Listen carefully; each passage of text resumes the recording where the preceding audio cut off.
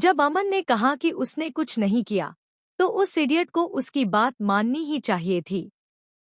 मेरा बेटा कभी झूठ नहीं बोलता, यह बात मैं आंख मूंद कर कह सकता हूँ। उसके चेहरे पर जो सच्चाई है, वह किसी आईने में भी नहीं दिखती। चाहे दुनिया कुछ भी कहे, मैं जानता हूँ कि अमन का दिल साफ है। जॉब चली गई तो क्या हुआ? कम से कम पापा का साथ तो वापस मिल गया।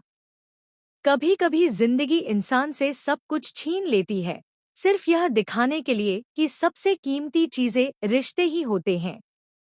ऊपर से जल्दी ही परी की शादी है, और मैं चाहता था कि गायत्री और अमन मिलकर सारी तैयारियां संभाल लें। मुझे लगता था कि इस शादी में हमारे घर की खुशियां वापस जन्म लेंगी।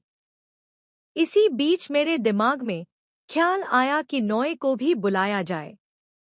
जब से वह भारत लौटी है, हर फैमिली फंक्शन में शामिल होती आई है, जैसे इस घर का एक हिस्सा बन चुकी हो। उसकी हंसी, उसका अपनापन सबको अपना-सा महसूस करा देता था। लेकिन तभी माहौल एकदम पलट गया, जब वह अचानक महर के सामने आ गई और कहने लगी, समझने की कोशिश करो, मैं तुमसे बहुत प्यार करती हूँ। महर ने कड़वाहट से जवाब दिया, नोएना, मैं तुमसे प्यार नहीं करता। कमरे में जैसे हवा थम गई। नोएना की आंखों में नमी नहीं, बल्कि तूफान था। उसने कांपती आवाज में कहा, तो मतलब तुम तुलसी से प्यार करते हो? ये सुनकर ऐसा लगा जैसे इस घर की नींव हिल गई हो। हलचल सिर्फ कमरों तक नहीं, दिलों तक पहुंच गई। उस एक पल ने सब कुछ बदल दिया।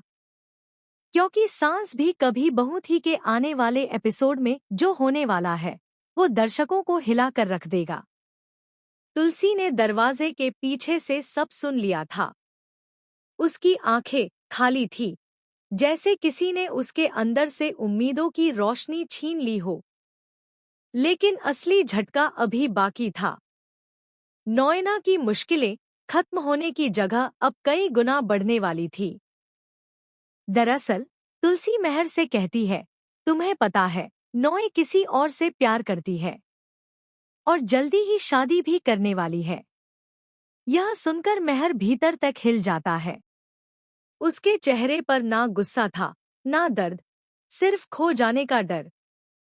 वह सोचता है कि अगर नोए किसी और से शादी कर लेगी, तो क्या वह हमेशा के लिए तुलसी को खो देगा? इधर कहानी ने करवट बदली। अंगद की जॉब के पहले दिन उसी होटल में रणविजय आता है। वह अंगद को वेटर की यूनिफॉर्म में देखकर मुस्कुराता है।